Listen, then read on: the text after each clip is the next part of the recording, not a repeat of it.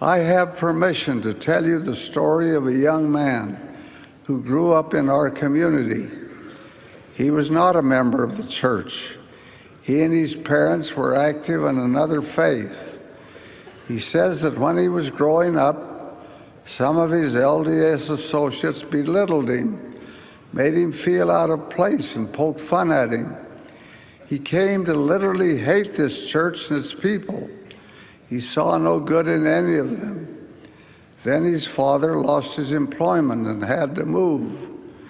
In the new location, at the age of 17, he was able to enroll in college. There, for the first time in his life, he felt the warmth of friends, one of whom, named Richard, asked him to join a club of which he was president.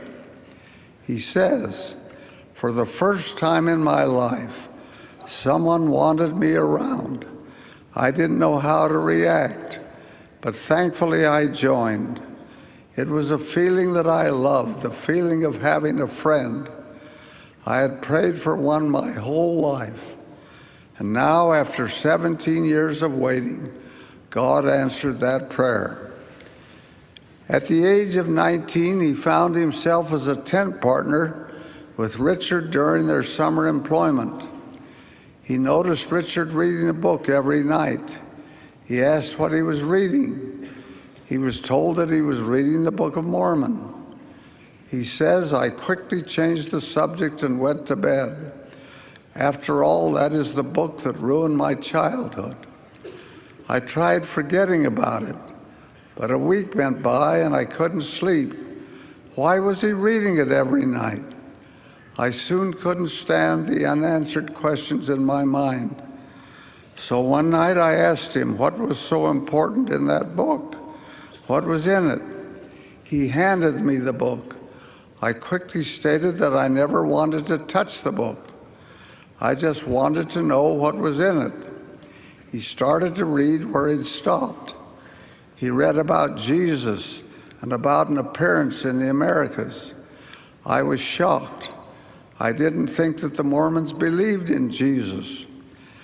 Richard asked him to sing in a state conference with him. The day came and the conference started.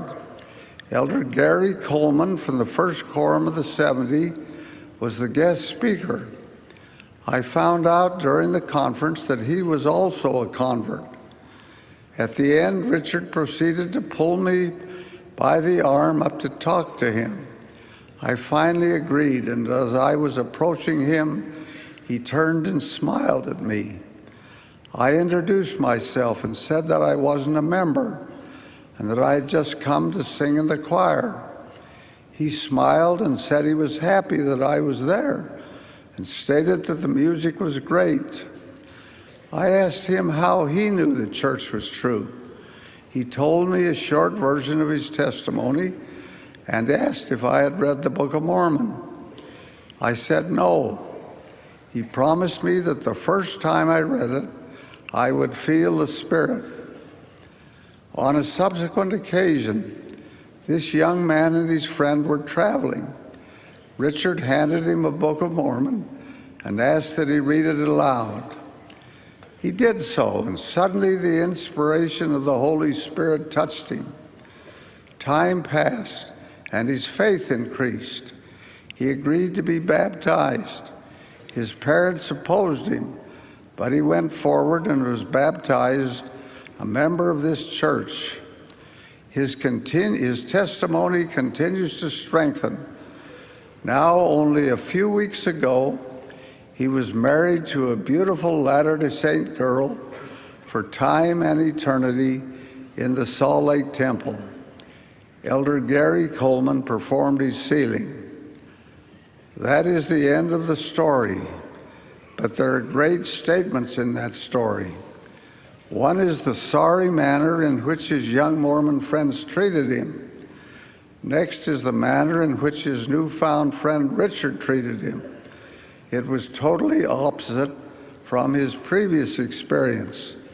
It led to his conversion and baptism in the face of terrible odds. This kind of miracle can happen and will happen when there is kindness, respect, and love,